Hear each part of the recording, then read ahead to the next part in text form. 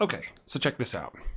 Serial child murderers are getting state backing to continue killing their own children in the name of God.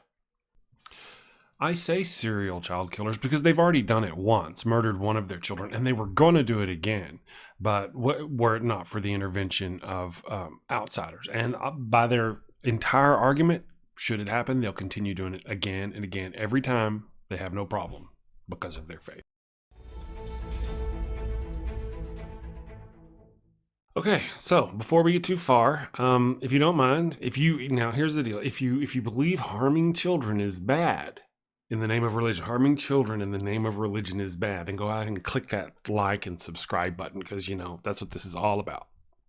Thank you. Now on with the show. So just this week, May of 2019, not May of 1519 or May of 1819, but May of 2019. In a very disturbing turn of events, the state of Michigan is siding with the parents, stating that it's okay to withdraw medical care or deny medical care to their own children because of legitimate religious beliefs. Is that crazy? That's crazy. The state is saying parents can literally kill their children in the name of God.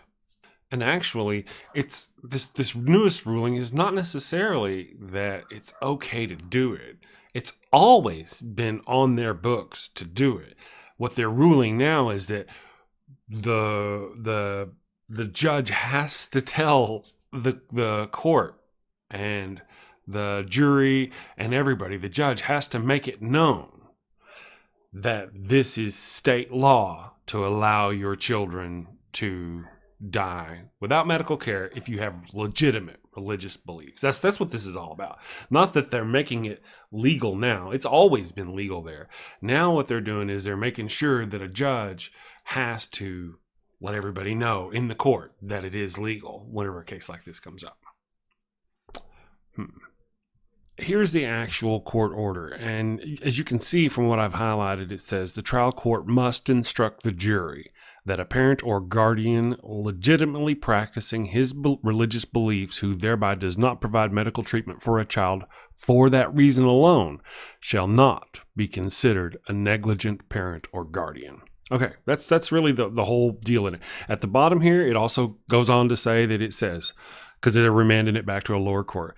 On remand, the trial court must provide an instruction that is consistent with ML 722.634, which is this thing, if such an instruction is requested by the respondents, the defendants, and if a rational view of the evidence supports the conclusion that the failure to provide medical treatment was based on the respondents' legitimate practice of their religious beliefs.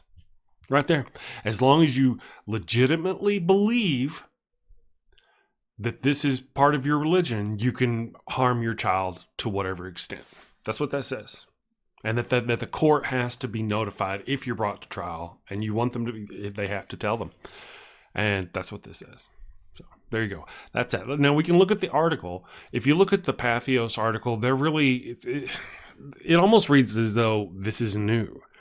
This is not new. Again, like I said, they're just making it official that you have to tell them. It's always been there. Now they have to tell them. Here's a different one from a different Lansing journal. Theirs is more accurate, I think, than this one over here. This, I think, is a lot of shock stuff or whatever. But you can see the point, though. What it's all boiling down to is literally that. Now, let's talk about something real quick. So now we've got that. Where does this stop? At what point does it protect your children from you religiously? Because apparently they can deny medical attention and watch you die, and that's okay. That's as long as they do it within their religious beliefs. So as long as they legitimately believe their, or as long as it's a legitimate religious belief, to what extent does that protect a parent? Is it just active versus passive? If you stab someone, that's bad. But if you don't help them on purpose, don't allow them to get ahead, then that's okay. Well, where's the reasoning in that? How is that any different? We should prosecute the hell out of them. Never breathe free air again. Never breathe free air again. That sort of situation.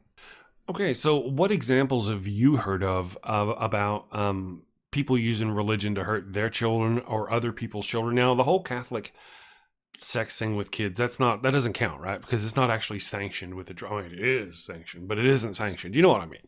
I mean, where people are literally actively hurting their kids or somebody else's kids or somebody else in the name of religion. That to where they could move to Michigan and be allowed to practice that freely in accordance with the law. What examples can you give me?